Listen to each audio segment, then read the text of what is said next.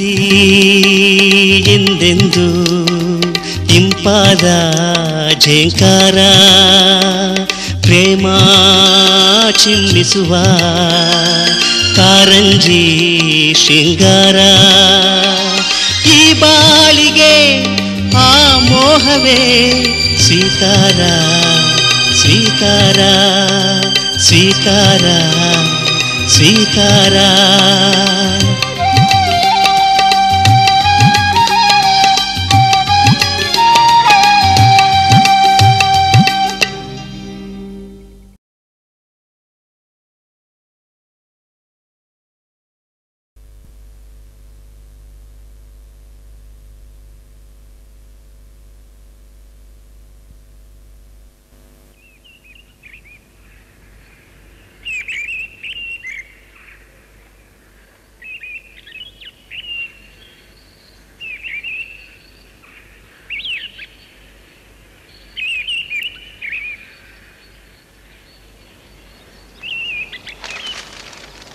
ಏನಮ್ಮ ಇದೆಲ್ಲ?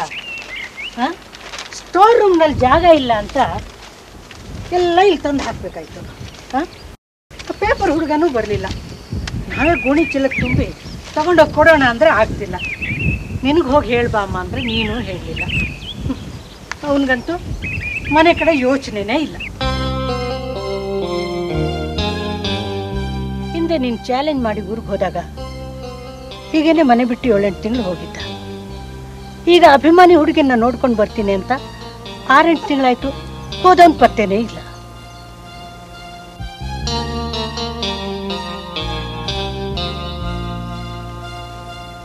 ಅದು ಯಾವ ಥರ ಹುಡುಗನೋ ಏನೋ ಅರ್ಥ ಮಾಡ್ಕೊಳ್ಳೋಕೆ ಆಗ್ತಿಲ್ಲ. ಅವ್ರಿಗೆ ಗೌರ್ಮೆಂಟ್ ಕೆಲಸ ಇತ್ತು, ಪೆನ್ಷನ್ ಬರ್ತಾ ಇದೆ, ಸ್ವಂತ ಮನೆ ಇದೆ, ಹೇಗೋ ನಡೆಯುತ್ತೆ. ಏನಮ್ಮ ಹಳೆ ಕ್ಯಾಲೆಂಡರ್ ಇಟ್ಕೊಂಡಿದ್ಯಾ? ಕೊಡಿಲಿ.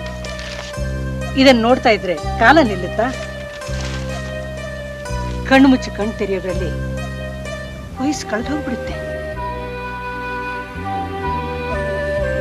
ನಿನ್ನ ನೋಡಿದ್ರೆ ಅಯ್ಯೋ ಅನ್ಸುತ್ತೆ. ನನ್ನ ಮಾತು ಕೇಳಮ್ಮ, ಆಗಿದ್ದಾಗೋಯ್ತು.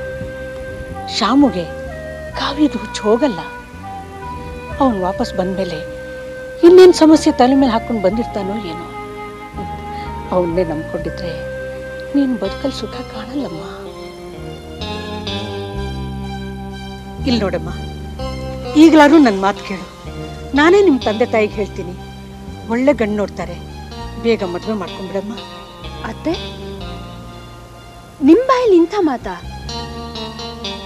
ಮಗ ಬದುಕಿರ್ಬೇಕಾದ್ರೇನೆ ಸೊಸೆನ್ ಬೇರೆ ಮದುವೆ ಆಗು ಅಂತ ಹೇಳ್ತಾ ಇದ್ದೀರಾ? ಮದುವೆ? ಒಂದು ಗಂಡು ಹೆಣ್ಣಿನ ಕೈ ಹಿಡಿಬೇಕಾದ್ರೆ ಅಗ್ನಿದೇವನ ಸಾಕ್ಷಿ ಇರಬೇಕು. ಮನಸ್ಸಾಕ್ಷಿಯಾಗಿ ಮದುವೆ ಆಗಿದ್ದೀನಿ ಅನ್ನೋದು ಒಂದು ಕಲ್ಪನೆ ಮಾತ್ರ. ಆ ಕಲ್ಪನೆಗೆ ಅರ್ಥ ಬರಬೇಕು ಅಂದ್ರೆ ಮದುವೆ ಸಂಪ್ರದಾಯಬದ್ಧವಾಗಿ ನಡಿಬೇಕು. ಅದಕ್ಕೆ ಜನ ಸಾಕ್ಷಿ ಇರಬೇಕು, ದೇವರ ಸಾಕ್ಷಿಯಾಗಿರ್ಬೇಕು. ನೀನು ಶ್ಯಾಮನ್ನ ಮದುವೆ ಆಗಿದ್ದೀನಿ ಅಂತ ಹೇಳ್ತಿದೀಯಲ್ಲ, ಅದಕ್ಕೆ ಯಾರಮ್ಮ ಸಾಕ್ಷಿ? ಮುಖ್ಯವಾಗಿ ನನ್ನ ಮಗನ ಮದುವೆ ನೋಡೋ ಭಾಗ್ಯ ನನಗಿದೆಯೋ ಇಲ್ವೋ?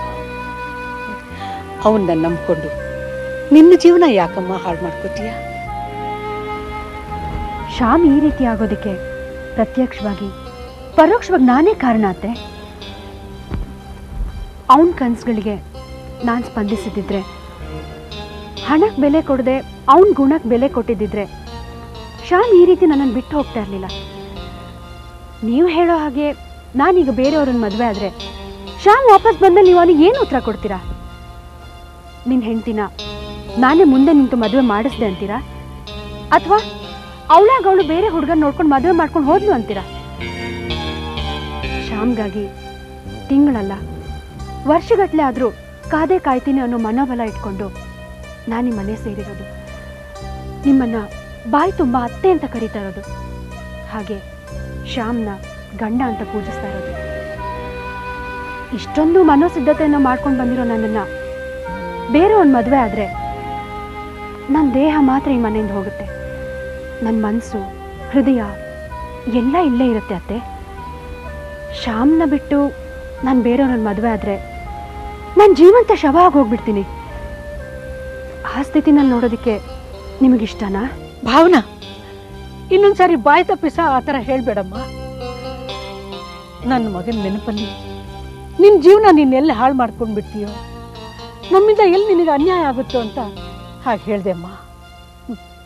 ಮದುವೆ ಆಗಲಿ ಬಿಡಲಿ, ಕೊನೆವರೆಗೂ ನನ್ನ ಸೊಸೆಯಾಗೇ ಇರ್ತೀನಿ ಅಂತ ನೀನೇ ನಿರ್ಧಾರ ತಗೊಂಡ್ಮೇಲೆ ನಾನೇನು ಹೇಳಲ್ಲಮ್ಮ. ನಿನ್ನಂಥ ಸೊಸೆನ ಪಡೆಯೋಕ್ಕೆ ನಾನು ಪುಣ್ಯ ಮಾಡಿರ್ಬೇಕಮ್ಮ.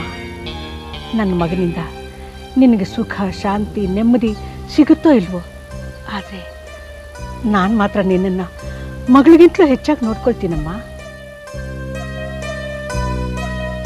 ಇನ್ಯಾವತ್ತೂ ಈ ರೀತಿ ಮಾತಾಡಲ್ಲಮ್ಮ. ನೀನು ಬೇಜಾರು ಮಾಡ್ಕೋಬೇಡ. ಅಂದಾಗೆ ಈ ಪೇಪರ್ನೆಲ್ಲ ಇವತ್ತೇ ಅಂಗಡಿಗೆ ಹಾಕ್ಬಿಡೋಣ. ದೇವಸ್ಥಾನಕ್ಕೆ ಹೋಗ್ತಿದ್ದೀನಿ, ಅಂಗಡಿಲಿ ಹೇಳ್ಬಿಟ್ಟು ಹೋಗ್ತೀನಿ. ಇವತ್ತೇನು ವಿಶೇಷ ಅತ್ತೆ? ಇದೇನಮ್ಮ ಹೀಗೆ ಕೇಳ್ತಿದ್ದೀಯಾ? ಇವತ್ತು ಶಾಮು ಬರ್ತಡೇ ಅಲ್ವಾ? ಹೌದಲ್ವಾ, ನನಗೆ ಮರ್ತೇ ಹೋಗಿತ್ತು. ನೀವು ಯಾಕತ್ತೆ, ನಾನೇ ಹೋಗಿ ಅರ್ಚನೆ ಮಾಡಿಸ್ಕೊಂಡು ಬರ್ತೀನಿ. ನಿನಗೆ ಯಾಕಮ್ಮ ಸುಮ್ಮನೆ ತೊಂದರೆ? ಇದೇನತ್ತೆ ಹೀಗಂತ ಇದ್ದೀರಾ? ಗಂಡ ಹುಟ್ಟಿದ ದಿನ ಹೆಂಡತಿ ದೇವಸ್ಥಾನಕ್ಕೆ ಹೋಗಿ ಅರ್ಚನೆ ಮಾಡಿಸ್ಕೊಂಡು ಬರೋದು ತೊಂದ್ರೆನಾ? ನನ್ನ ಮಾತಿನ ಅರ್ಥ ಅದಲ್ಲಮ್ಮ. ಸರಿ, ನೀನು ಹೋಗಿ ಅರ್ಚನೆ ಮಾಡಿಸ್ಕೊಂಡು ಬಂದ್ಬಿಡು. ಅತ್ತೆ, ನಾನು ಹೋಗ್ತಾ ಹಳೆ ಪೇಪರ್ ಅಂಗಡಿ ಹುಡುಗನ ಹತ್ರ ಹೇಳ್ಬಿಟ್ಟು ಹೋಗ್ತೀನಿ. ಆಗಲಿ.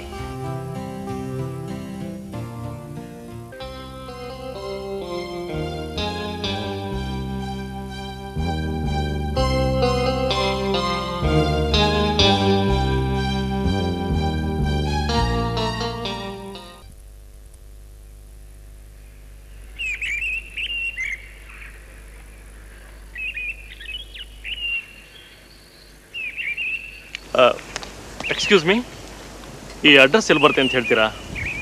ಇದು ಶ್ಯಾಮ್ ಅಡ್ರೆಸ್. ಅಂದರೆ ಶ್ಯಾಮ್ ನಿಮಗೆ ಗೊತ್ತಾ? ಅವ್ರು ನಿಮ್ಗೆ ಏನಾಗಬೇಕು? ನಾನು ಅವರು ಫ್ರೆಂಡ್ ಅಂತ ಅನ್ಕೊಳ್ಳಿ.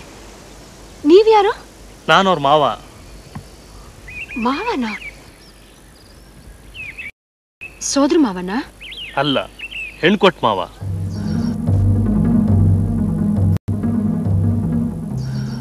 ನನ್ನ ಮಗಳನ್ನೇ ಅವ್ರಿಗೆ ಕೊಟ್ಟು ಮದುವೆ ಮಾಡಿರೋದು. ಅಲ್ಲಮ್ಮ, ನೀವೇ ಅಗ್ರಿ ಆಗ್ತೀರಾ? ತಲೆ ಸುತ್ತಾ ಇದೆಯಾ? ಇಲ್ಲ ಇಲ್ಲ, ನಿಜವಾಗ್ಲೂ ನೀವು? ನಿಜವಾಗ್ಲೂ ನಾನು ಅವ್ರ ಮಾವನೇ. ಸರಿ, ನೀವೇ ಗಾಬರಿ ಆಗ್ತಿದ್ದೀರಾ? ಗಾಬರಿ ಏನೂ ಇಲ್ಲ. ಶ್ಯಾಮ್ ಅವರು ಯಾವಾಗ ಮದುವೆ ಆಯ್ತು?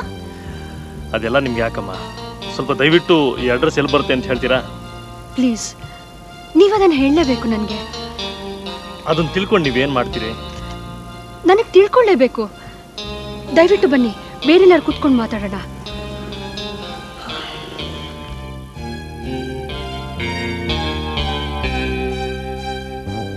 ಹೀಗೆ ಶ್ಯಾಮ್ ಮತ್ತೆ ಸೌಂದರ್ಯ ನಡುವೆ ಸ್ನೇಹ ಬೆಳೆದು ಅವರಿಬ್ಬರ ಮಧ್ಯೆ ದೇಹ ಸಂಬಂಧನೂ ಬೆಳೀತು.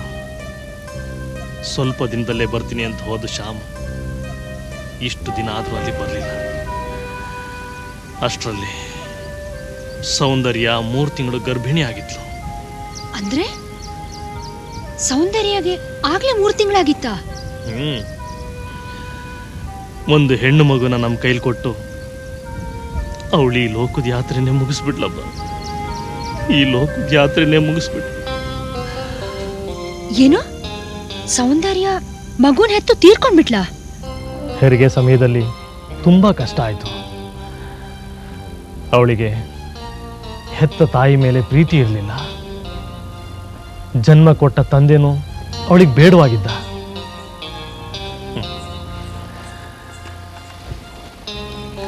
ಮಲತಂದೆಯಾದ ನಾನು ಅವಳ ಪ್ರೀತಿಯನ್ನ ಸಂಪೂರ್ಣವಾಗಿ ಗಳಿಸಿರ್ಲಿಲ್ಲ. ಸೌಂದರ್ಯ ಸಾಯೋದಕ್ಕೆ ಮುಂಚೆ ಅವಳು ಕೇಳಿದ್ದು ಒಂದೇ, ಶ್ಯಾಮ್ ಬರ್ಲಿಲ್ವಾ ಶ್ಯಾಮ್ ಬರ್ಲಿಲ್ವಾ ಅಂತ. ಕೊನೆಗೂ ಶ್ಯಾಮ್ ಬರಲೇ ಇಲ್ಲ. ಸೌಂದರ್ಯ ಚಿತೆಗೆ ನಾನೇ ಕೊಳ್ಳಿ ಇಟ್ಟೆ. ಆವತ್ತು ಬರ್ತೀನಿ ಅಂತ ಹೋದ ಶ್ಯಾಮು ಮತ್ತೆ ಬರಲಿಲ್ಲ. ಅವನ ಅಡ್ರೆಸ್ಸು ನಮ್ಮ ಹತ್ರ ಇರಲಿಲ್ಲ. ಸೌಂದರ್ಯ ತೀರ್ಕೊಂಡ್ಮೇಲೆ ಅವನ ಅಡ್ರೆಸ್ಸು ಪತ್ತೆ ಆಯಿತು. ಈಗ ಹೇಳಿ ನಿಮ್ಮ ಕಥೆನ. ನಾನ್ ಭಾವನಾ, ಶ್ಯಾಮ್ನ ನಾನು ಪ್ರೀತಿಸ್ತಾ ಇದ್ದೀನಿ. ಅಂದ್ರೆ ಅವ್ನು ನಿನ್ಗೋಸ್ಕರನೇ ಮನೆ ಬಿಟ್ಟು ಹೊರಟಿದ್ದು?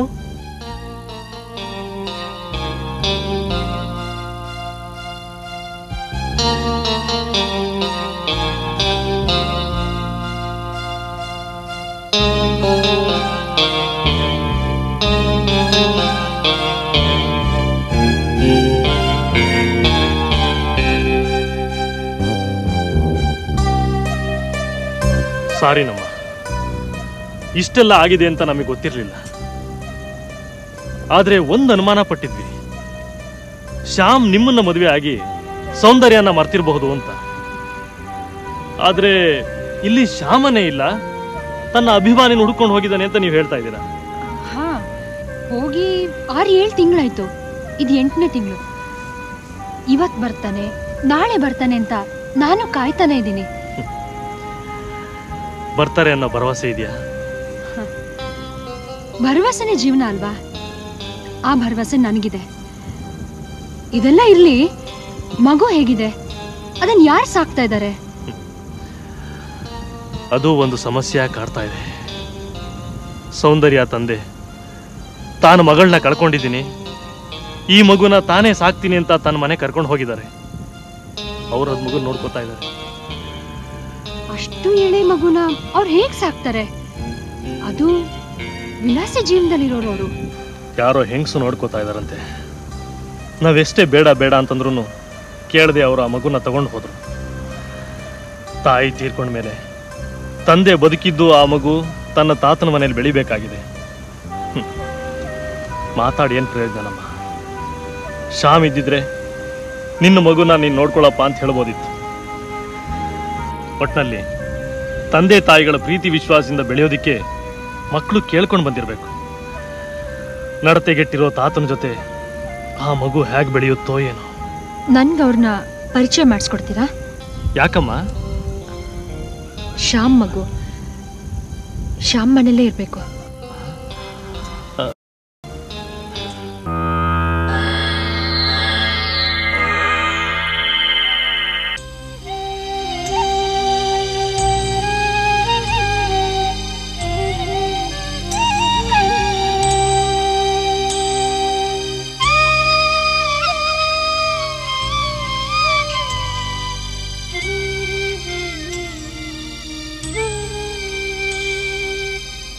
I'm sorry.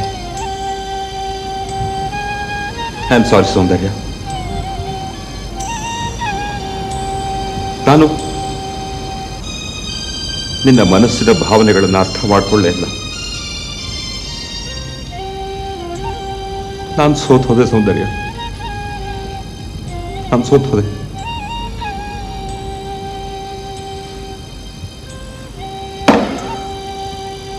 ನಾನು ನಿನ್ ತಂದೆಯಾಗಿ ನನ್ನ ಕರ್ತವ್ಯ ಮಾಡಿದ್ದಿದ್ರೆ ಇವತ್ತು ನಾನು ನಿನ್ ಕಳ್ಕೊಳ್ತಾ ಇರಲಿಲ್ಲ. ಬಹುಶಃ ನನ್ನ ಅದೃಷ್ಟದಲ್ಲಿ ಇಷ್ಟ ಇತ್ತು ಅಂತ ಕಾಣುತ್ತೆ.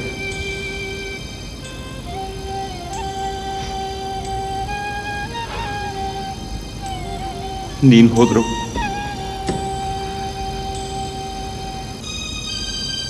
ನೀನು ನಿನ್ನ ವಂಶದ ಕುಡಿಯನ್ನು ಬಿಟ್ಟು ಹೋಗಿದೀಯ.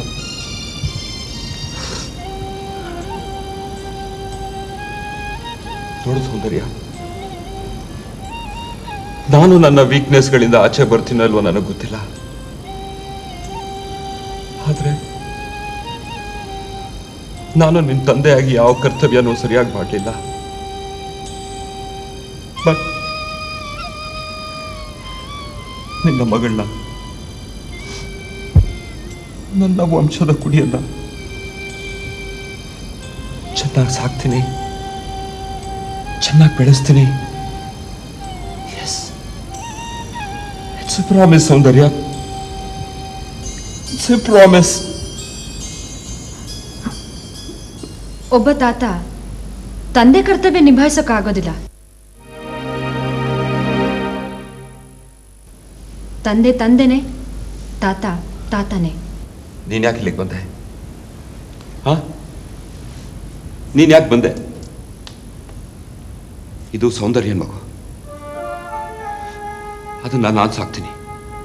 ಎಸ್, ಅದನ್ನ ನಾನು ಸಾಕ್ತೀನಿ ಅಂತ ಹೇಳಿರ್ಲಿಲ್ಲ ನನಗೆ. ಇವಳು ಯಾರು? ನಾನ್ ಭಾವನಾ.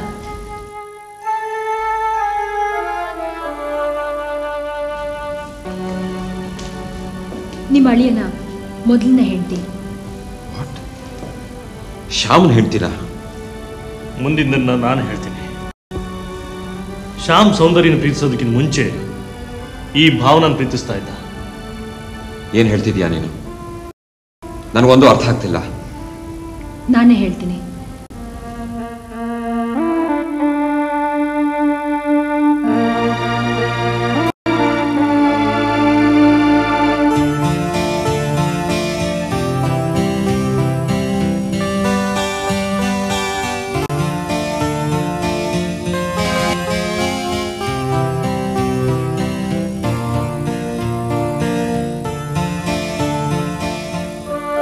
ಈಗ ಶ್ಯಾಮ್ ಎಲ್ಲಿದ್ದಾನೆ ಅಂತ ಯಾರಿಗೂ ಗೊತ್ತಿಲ್ಲ.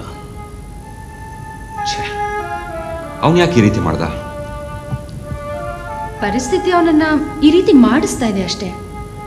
ಇಲ್ಲಿ ಯಾರು ಸರಿ ಯಾರು ತಪ್ಪು ಅಂತ ಜಿಜ್ಞಾಸೆ ಮಾಡೋದಕ್ಕಿಂತ ಏನ್ ತೀರ್ಮಾನ ತಗೊಳ್ಬೇಕು ಅನ್ನೋದು ಮುಖ್ಯ. ಇಲ್ಲಿ ತೀರ್ಮಾನ ತಗೊಳ್ಳೋದಕ್ಕೆ ಏನೂ ಇಲ್ಲ. ನನ್ನ ಮೊಮ್ಮಗಳನ್ನ ನಾನು ಸಾಕ್ತೀನಿ. ನನ್ನ ಮಗಳು ನನಗೇನು ಭಾರ ಅಲ್ಲ. ನಮಗೂ ಏನು ಭಾರ ಇಲ್ಲ.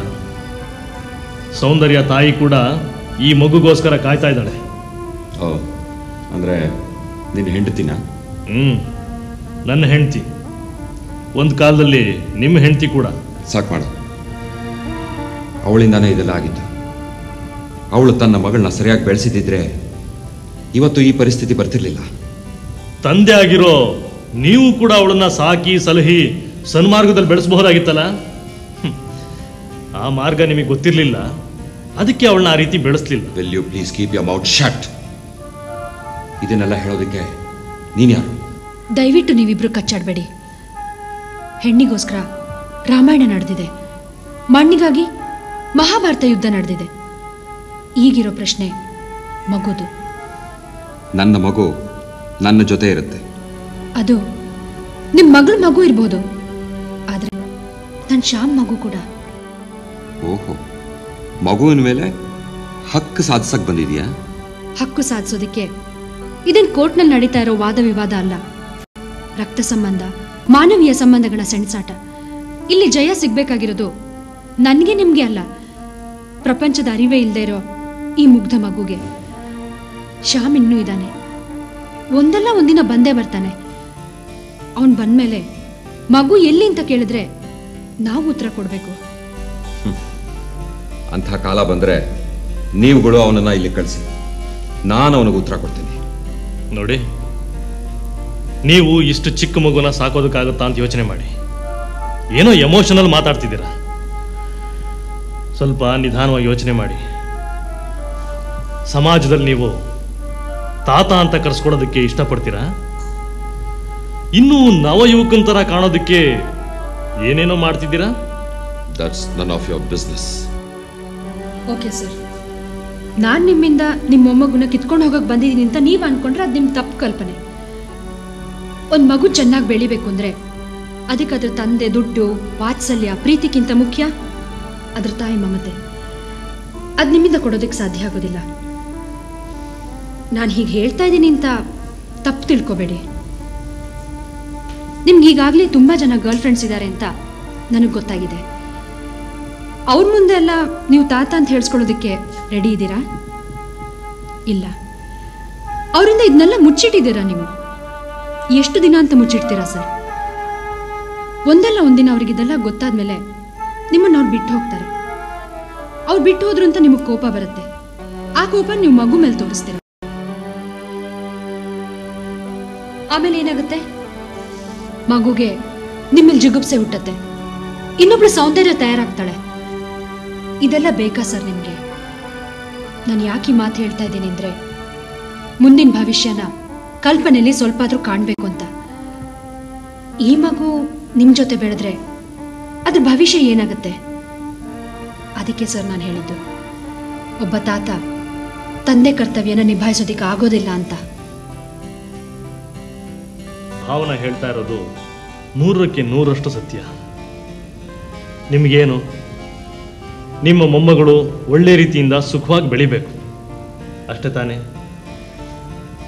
ನೀವು ಅದಕ್ಕೆ ಸ್ವಲ್ಪನಾದರೂ ತ್ಯಾಗ ಮಾಡೋದಕ್ಕೆ ಸಿದ್ಧರಾಗಿರ್ಬೇಕು.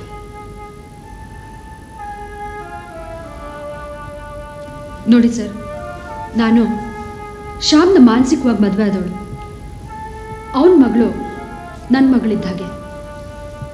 ಮಗು ಯಾವತ್ತೂ ತಂದೆ ಮನೇಲಿ ಬೆಳಿಬೇಕು. ನೀವು ದಯವಿಟ್ಟು ಇಲ್ಲ ಅಂದೆ ಮಗುನ ನನಗೆ ಕೊಟ್ಬಿಡಿ. ಮಗು ತಂದೆ ಮನೇಲಿ ಬೆಳೀತಾ ಇದೆ ಅನ್ನೋ ಸಮಾಧಾನ ನಿಮಗಿರುತ್ತೆ. ಹಾಗೆ ನಿಮ್ಮ ಐಷಾರಾಮದ ಬದುಕಿಗೆ ನಿಮ್ಗೇನು ತೊಂದರೆ ಆಗೋದಿಲ್ವಲ್ಲ? ಅಂದರೆ ನನ್ನ ಮೊಮ್ಮಗುನ ನಾನು ಸರಿಯಾಗಿ ಸಾಕೋದಿಲ್ಲ, ಆ ಸಾಮರ್ಥ್ಯ ನನಗಿಲ್ಲ ಅನ್ನೋದೇ ನಿಮ್ಮ ಭಾವನೆನಾ?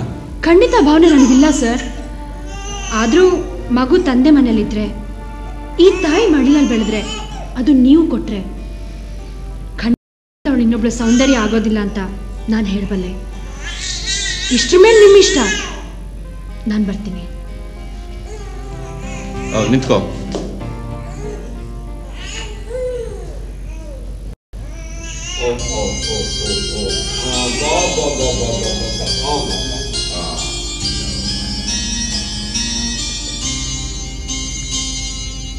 ನೋಡು, ತಗೋ.